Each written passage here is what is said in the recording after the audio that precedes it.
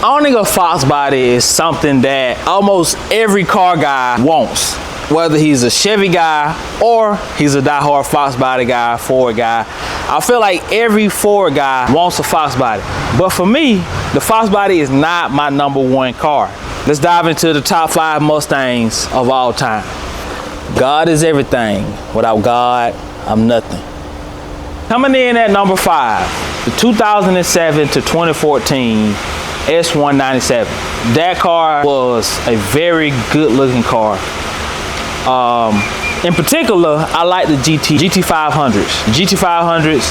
And most of my favorites are gonna be the Cobras and etc. etc. Really don't have to speak on it. Everybody knows why. But I also like those base packages, but I'm gonna be honest, I would probably take most of them and make them look like, you know, the Cobras and Salines and stuff like that. But that GT500 was a very, very, very good looking car.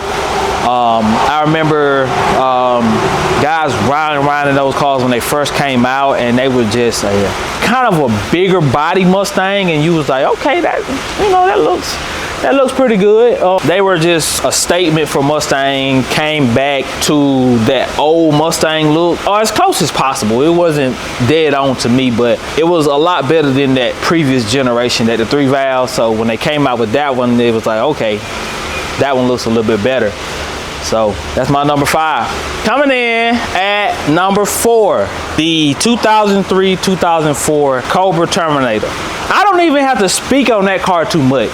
That car, man, this was my early YouTube days when I remember just watching YouTube. I remember me and a buddy of mine used to always go on YouTube and listen to those Terminator Cobras with those, they used to take the factory supercharger off and put a Keenan Bell, I think you pronounce it, Keenan Bell, supercharger on it.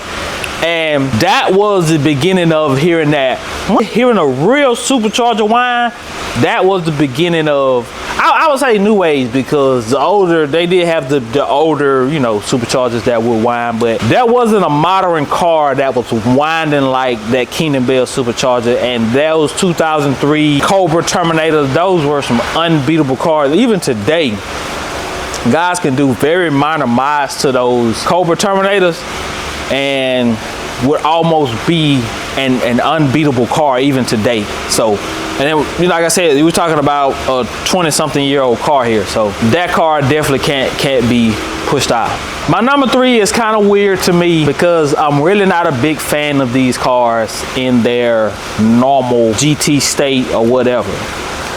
But coming in at number 3 is the SN95 Mustangs. That body style in particular, I'm not really a big fan of them in their, like I said, in their normal state. I'm not a fan of them at all. If we're talking about normal state, I'm gonna take my number 3 over my number 4 over my number 3. But in Cobra state, the SN95 is a far better looking car.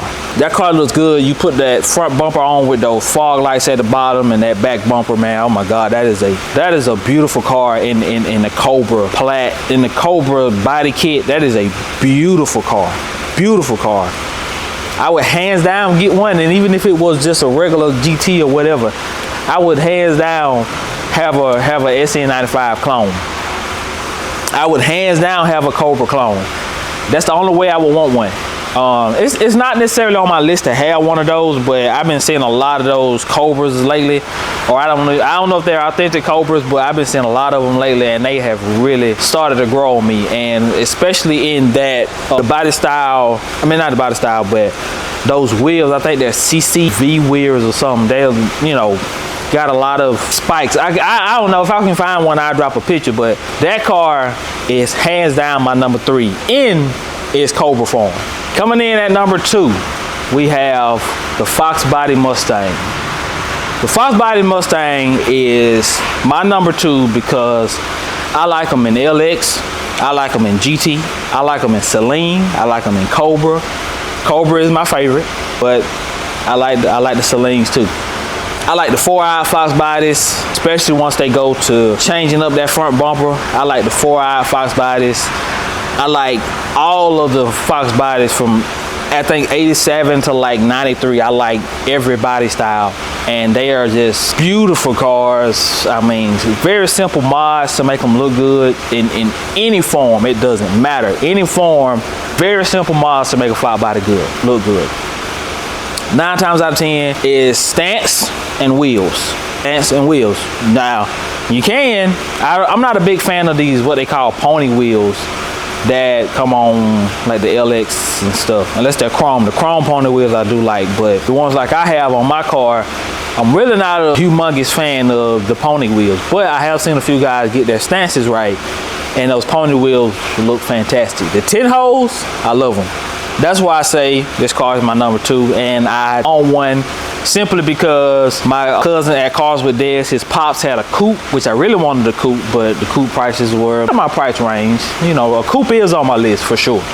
But the coupes, and his son, he bought my cousin at Cars with Des when he was way younger. He bought him, you know, the car that he has, Rose.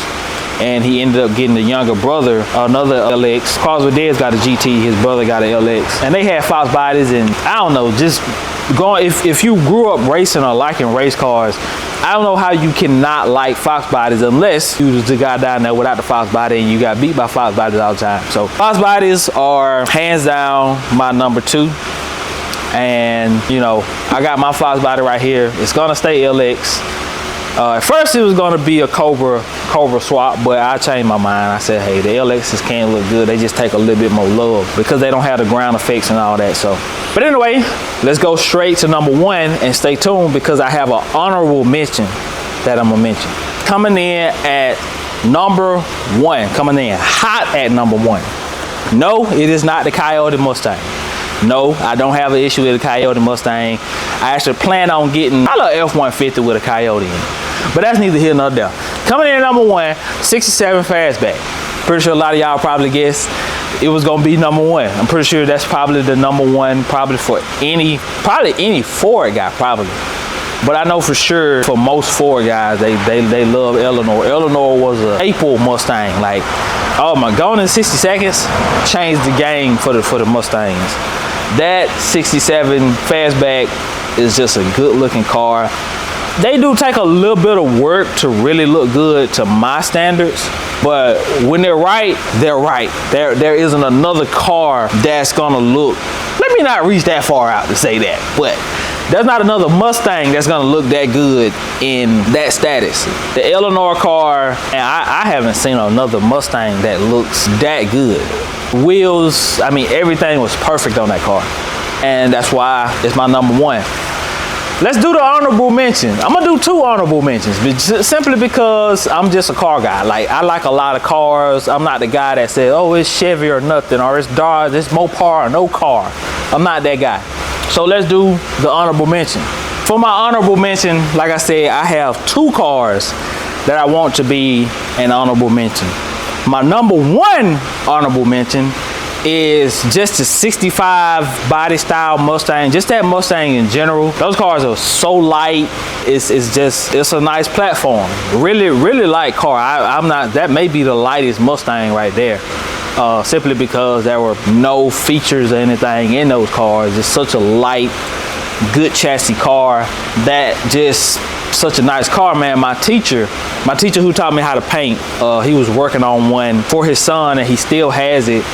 Man, it was a super clean car. It was red. He bought it red. Built his son, I can't remember what engine he built for it, but it was something ridiculous. His son was like 15 or something at the time, and some kind of stroker motor, I think it was. It was something way too powerful, but for his son. But he was like, can't really help it. If I'm gonna build it, I got to build it. So, and, you know, so he brought it to the school. It was a red 65, I think, and painted black stripes, black and white.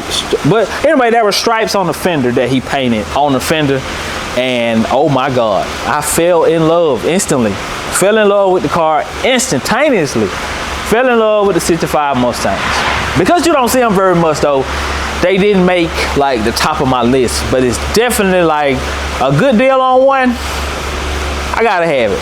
But let's jump into the other one. So my other honorable mention is, since I didn't speak on a Coyote Mustang, I I don't even know which one is my favorite, because all of the newer body styles, the like 2014 plus, to smaller front face and kind of look like a catfish a little bit.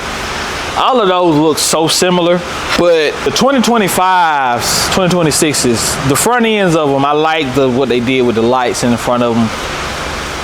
That's once again a car that I don't like in like the V6, which I don't think I like too many Mustangs in a V6, but hands down, you know, when you get into the higher package, the GT500s and the GT350s, those are some beautiful cars. They look really good. The GT500s. Can't talk any junk about the Coyote platform. That's a powerful platform, and they get the job done. That's my top 5. Leave me your top 5 down below in the comment section, and let me know. Hey, Kino, hey, get rid of that false body and get you a 67 Fastback. Now, I can't afford that right now, but you can say it. You can put it in the atmosphere for me. You know, I don't want to get rid of my false body, but you can say, hey, add one to the fleet. Anyway, man, appreciate y'all for tuning in. PullsTv, gone.